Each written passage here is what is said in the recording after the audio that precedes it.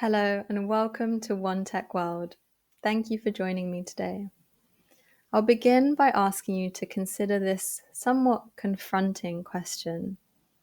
Have you ever felt like you don't belong in the tech industry? Have you ever felt that creeping doubt, that voice in your head telling you you're not enough, you're not good enough, even when you've worked so hard to get where you are? Nowadays, we have a well-known phrase for this feeling: imposter syndrome.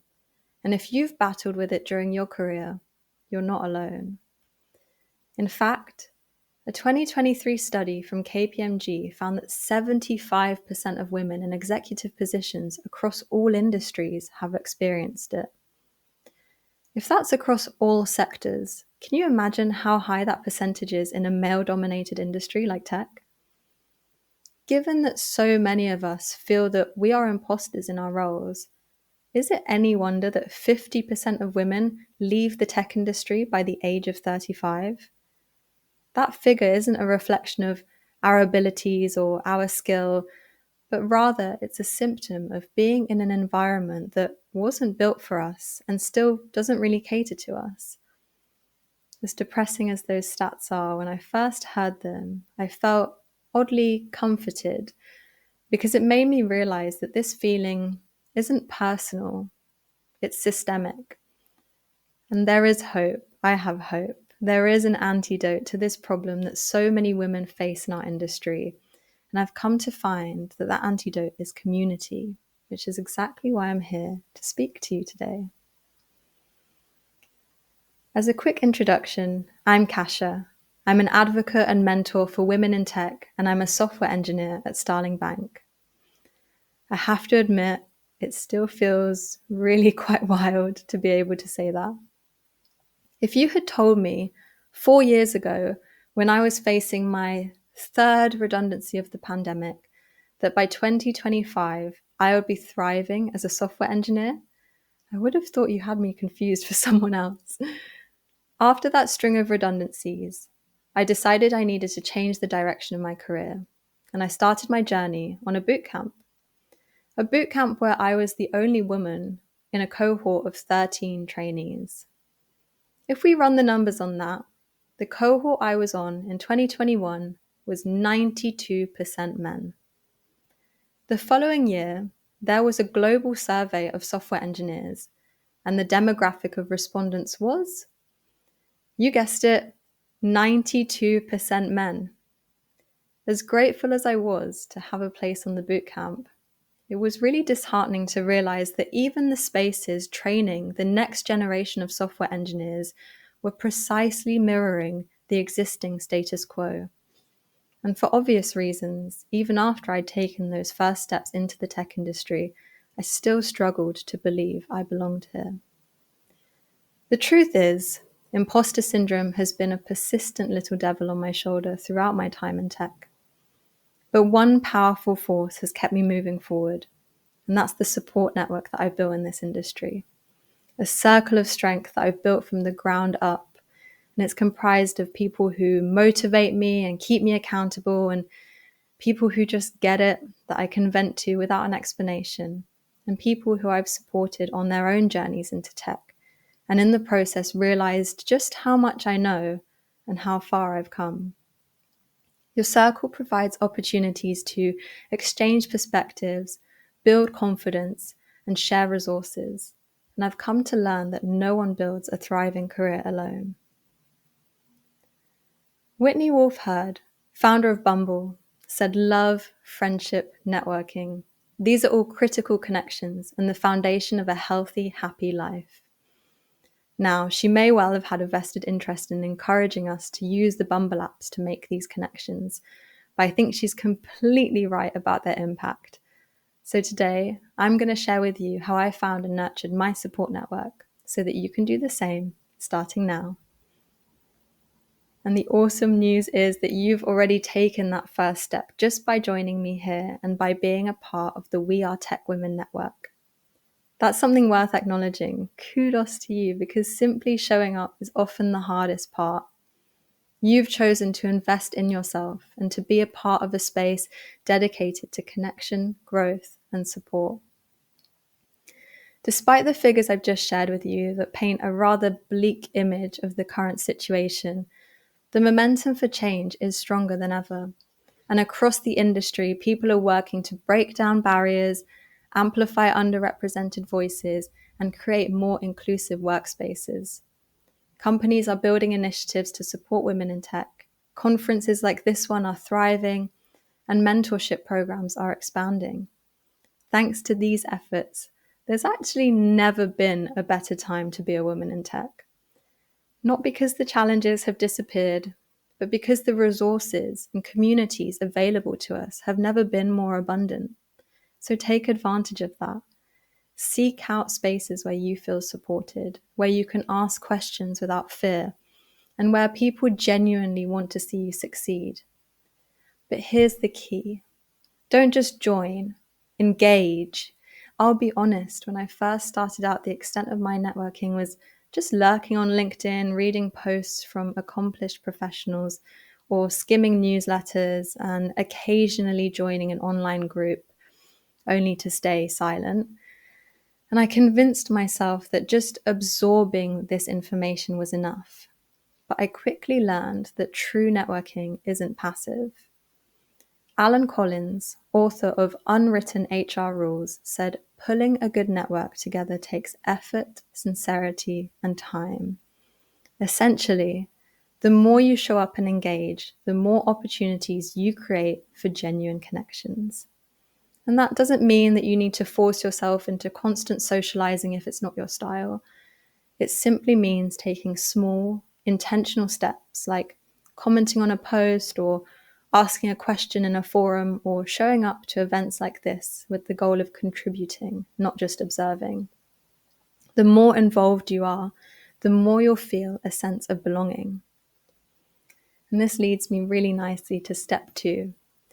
Be vulnerable enough to bring your most authentic self to the spaces you enter.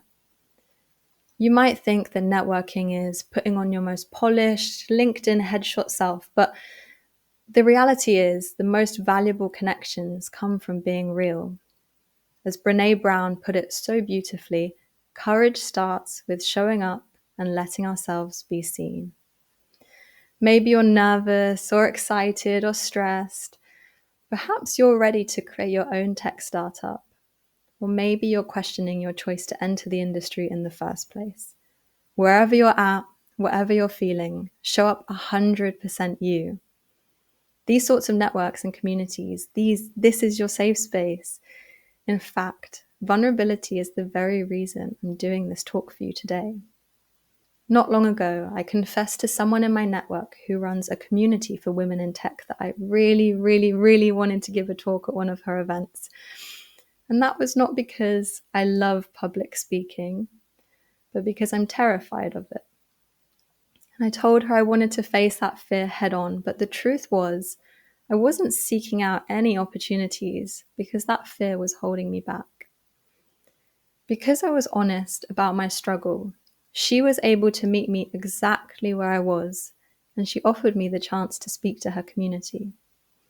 Being open led to an opportunity that helped me grow as a person. That's the power of vulnerability. Early in my career, I attended events where I felt out of place and I stuck to the sidelines because I didn't feel confident that I had value to add as someone who was starting out. But the moment that I let my guard down, that was when I started to build genuine relationships. I shared my honest feelings with the people I would chat to, like my fears that I wouldn't be able to progress, and I was told I wasn't alone in feeling that way. It was extremely validating. And at one of my first ever networking events, I pushed past that discomfort that comes from being perceived by others to ask a question during a fireside chat. And not only did the panel give me the answers that I wouldn't have been able to find online because they come from experience, but afterwards I had people come up to me and start conversations with me because they found my question relatable. These examples prove to me that people connect with people, not perfection. And I know it can be ever so nerve-wracking to walk into a room full of people and think, oh God, now I have to network. But I do believe it's even harder when you've added the pressure of wearing a mask and being someone other than yourself. Networking events, they only last one evening. So for that evening, vow to come as you are and give yourself freely. Jump in with both feet and your heart on your sleeve, because you never know who you might cross paths with and what you'll be able to share with one another. Next, it's crucial to seek out mentors. Finding peers in the industry will help you feel a lot less alone and a lot more understood. But having a mentor is like gaining a superpower. While you're in the weeds, your mentor can see the road ahead clearly and they can guide you from experience. They can help you sidestep obstacles and seize opportunities you might not have recognized alone. Research shows that people with mentors are promoted 5 times more often than those without. And yet, women are significantly less likely to have mentors and sponsors advocating for them in the workplace. So let's change that. Perhaps there's someone whose story you admire. Challenge yourself to share that with them.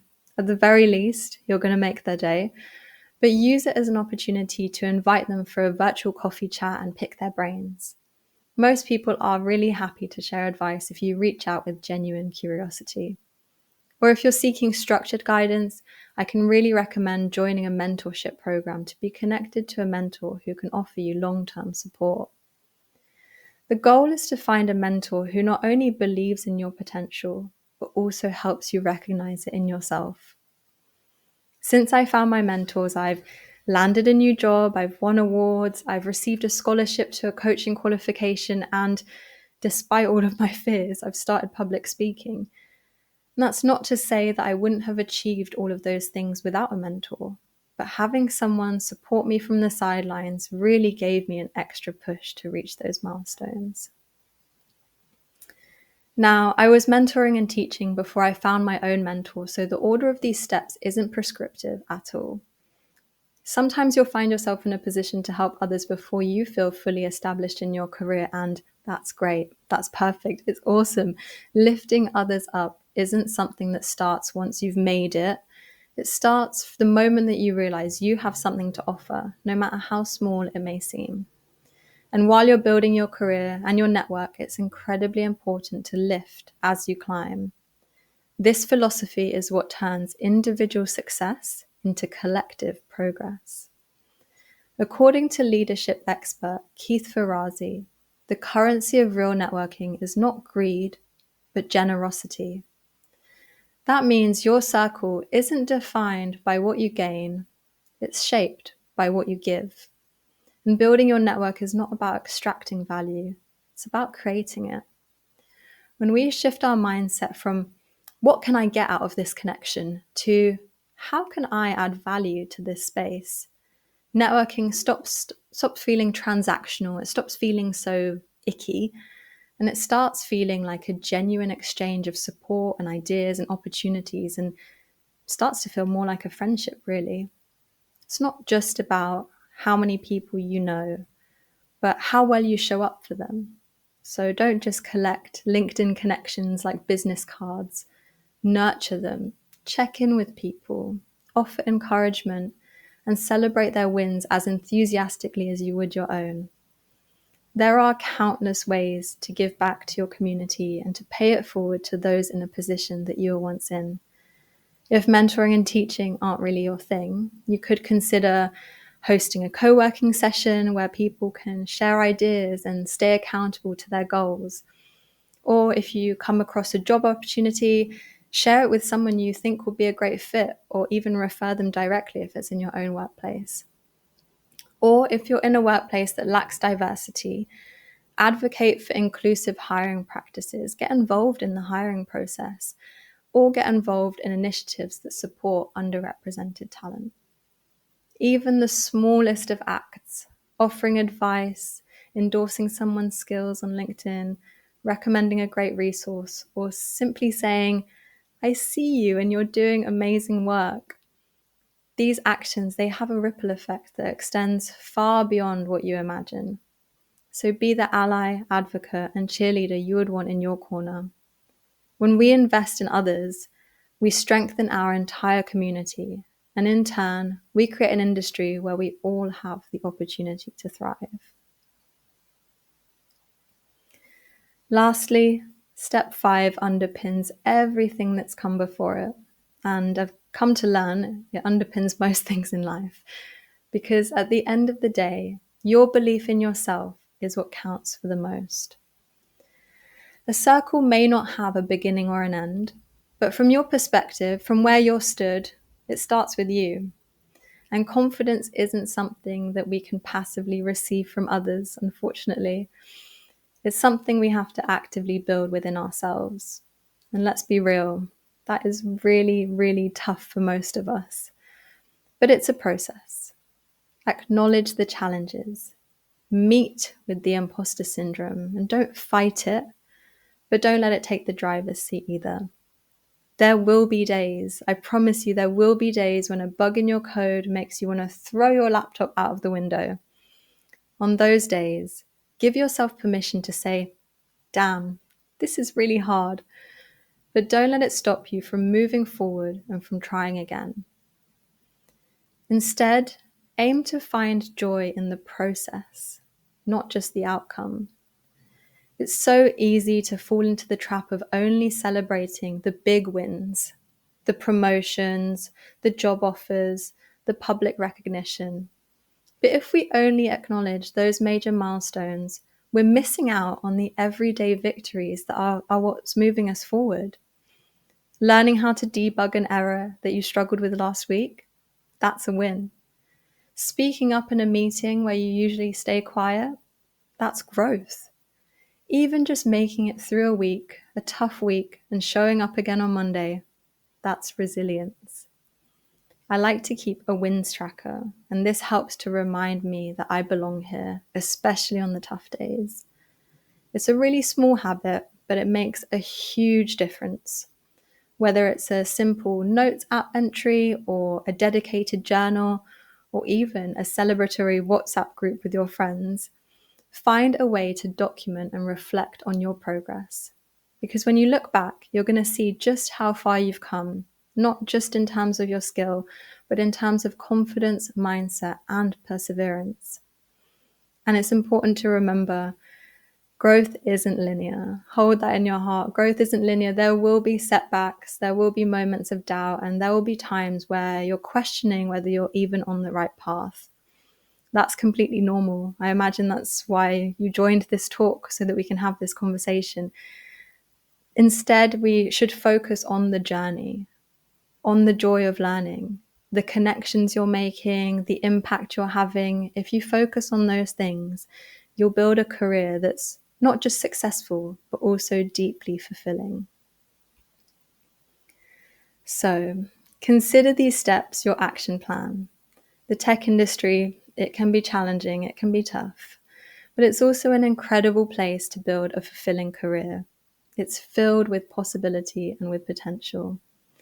The difference between those who thrive and those who struggle isn't necessarily talent, it's their support network. Over the last few years working as a software engineer, I've realized that the strength of your career lies in the strength of your connections. A strong, supportive network isn't just helpful, it's essential. So I'll ask you now to take a moment to reflect. Who is in your current circle of strength? Who supports you and who do you support? If you're struggling to think of names, that's okay, because today is the perfect day to start building that network. It doesn't have to be a huge, intimidating leap. Maybe today it's introducing yourself in a community on Slack, or commenting on someone's LinkedIn post, or maybe it's signing up for that event you've been eyeing up. Maybe it's reaching out to a potential mentor, or even sending a message to an old colleague just to check in. Small steps create big changes. Here's the truth. You don't have to navigate this industry alone. There are people who want to see you succeed, who will celebrate your wins, and who will stand beside you when things are getting a bit tough. And when you build your support network, when you invest in it and nurture it, you don't just create opportunities for yourself. You create a rising tide that lifts others with you. So take that first step today, because your future self and the people who will one day look up to you will thank you for it. Thank you all so much for listening. It's been such a privilege to share my story and my insights with you today. I truly believe that when we show up for each other and build these circles, we create a brighter future for women in tech. And that future starts now. If you're interested in continuing the conversation or connecting with me, please feel free to reach out on LinkedIn. I'm always open to meeting like-minded people and sharing advice and supporting each other's journeys. So remember that we're in this together, and when we stand together, we succeed together. So I wish you all the best of luck on your journey, and I can't wait to see how you all thrive. Thank you. Goodbye.